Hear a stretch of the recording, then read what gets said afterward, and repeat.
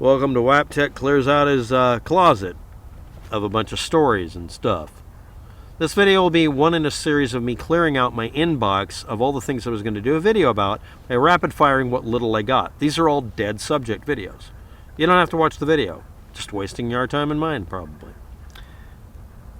Here we go. Any non-concealable 26-inch overall length, 18-inch smoothbore or 16-inch rifled barrel, up to half-inch bore, aka 36 gauge, aka 12.7 millimeter, 50 caliber, half-inch and 50 caliber, different things depending on what you're talking about. Unless it's made only as a shotgun, can be carried and used by one person. Man-portable, rifled or not rifled, 50 caliber or less, 26-inch overall length, 18-inch smoothbore is legal, 16-inch rifled barrel is legal, or longer. Anything shorter than that has to be rifled only, has to be below 50 caliber, and it can be pistol grip only. Cannot have a shoulder stock, and it can be considered a pistol, and the barrel length is irrelevant. You can have a long barrel pistol, but not a short barrel shotgun or rifle. Unless, of course, it's not defined as either of them, and it's really a pistol grip anything, and it can be over 50 caliber, but it can only be smoothbore. If any of that made direct sense to you, that means you've already researched it and you already knew what I was going to say. And what's funny is, these are supposed to make sense.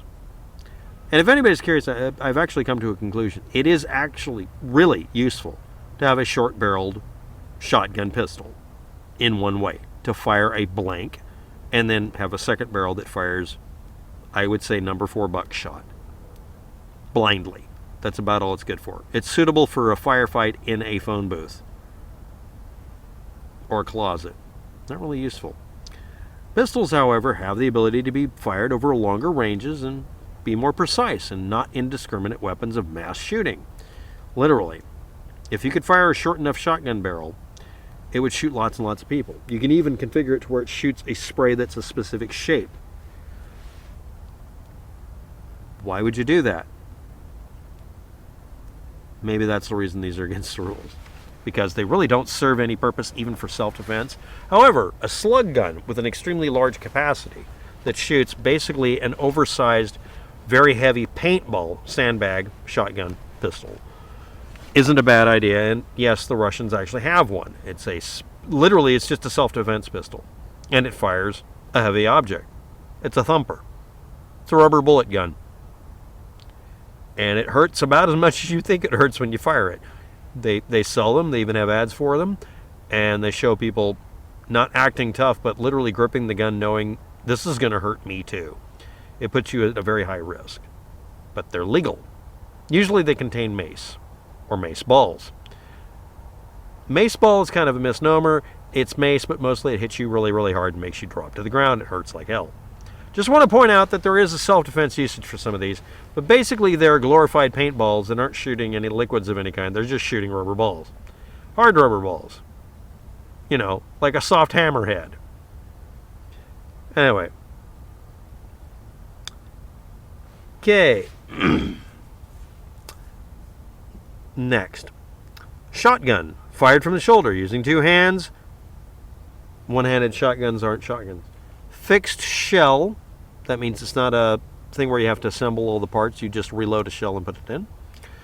Solid slug projectile or smaller spherical pellets, be a normal shot.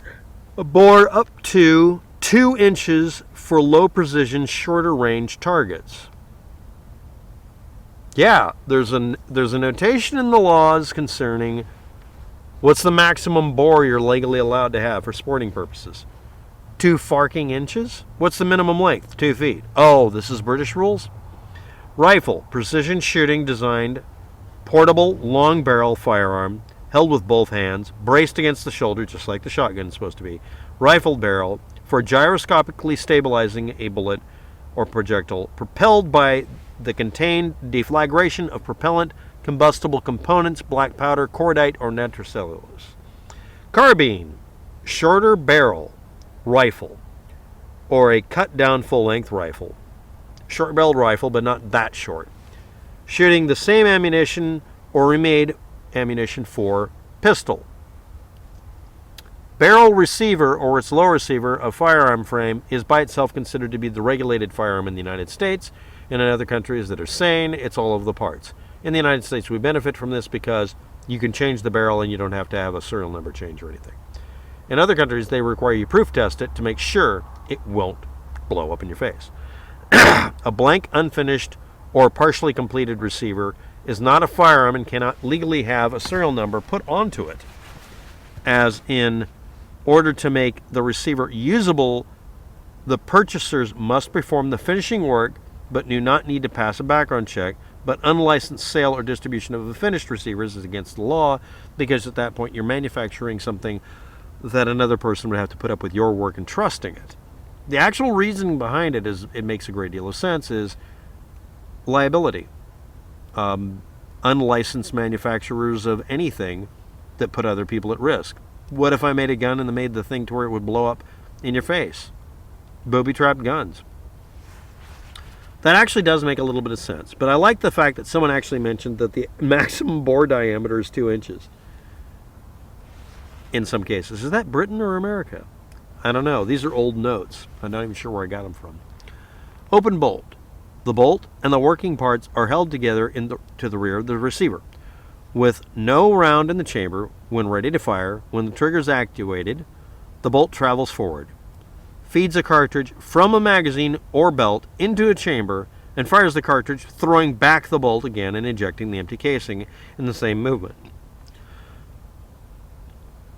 This is not usually used for semi-automatic weapons, but it can be.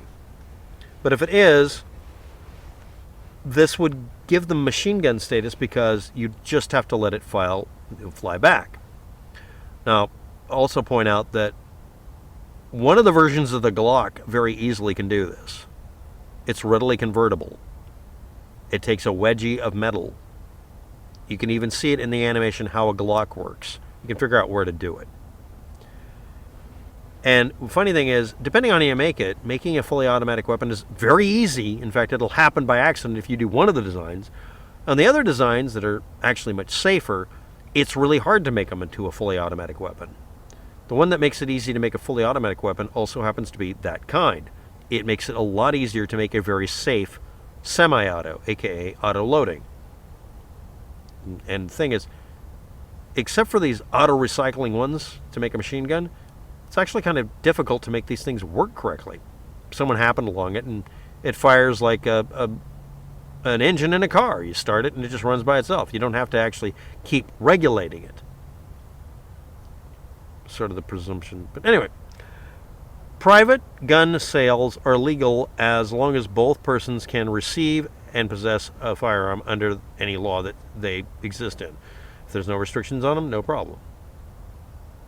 The law only requires licensed manufacturers or importers to mark the receiver with the name of a manufacturer or importer, model, caliber, or serial number. If you want to make up one, there are certain criteria, but you're not required to do it if you make a gun. But if you do serialize it, you want to serialize it in a way that is completely compliant with the rules.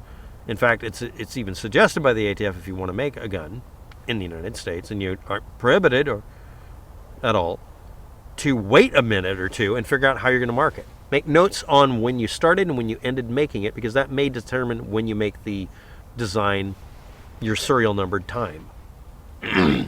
U.S. Postal Service prohibits handgun shipping. Use of a common contractor carrier only is used. You can ship a firearm to yourself or directly through any federal firearms licensee, because they have authority to do this, in any state for repair and any other lawful purpose. And in most cases, you don't have to do any information about it because you're just sending it to get repaired. $5 transfer tax for any other weapon. Category firearm is any other weapon with an overall length of 12 to 18 inches long total that can be concealed on the person and is not under any conditions considered to be compliant by having an 18-inch barrel and 26 inches over long, or a smoothbore barrel, pistol, or revolver, designed or redesigned to fire shotgun shell, fixed ammunition, shotgun or rifle barrel combination sort of thing. These are all notes for a bunch of videos I never did. Alterations may be legal if specification marks and calibers are maintained, but any non-swap out changes the barrel length is redefined as bypassing the ban on a silencer in some cases. Yeah, that was actually a thing at one point. Machine guns, short-barreled firearms usually, silencers, destructive devices, and many other weapons, or any defined as subject to a national firearms tax and can be owned legally if registered and tolerated by the ATF for $5 to $200. Basically, it's a tax. Concealed carry permits may be issued by the state or local government, not ATF. There are national ones, sort of, but that just means you have a permit all over the United States because it was issued in, like, Maryland. Most of them have reciprocity, others don't. Do not assemble any non-sporting semi-automatic rifle, shotgun, or whatever with imported parts at all. Just don't. 10 or more of them immediately makes it illegal for some reason. Lowest limit rule. There's a point system to see how legal you are. Do you have a magazine with 10 rounds in it or more? Is an 11-round handgun a 7-shotgun shell capacity? Lowest limit rule. Which one do you do? The minimum barrel lengths, 16 inches for rifle, 18 inches for shotgun, 2 inches for pistols, before you gain any kind of points against your product that you're making. What is this? These are the rules, literally, for best practices. Don't make something that exceeds these rules.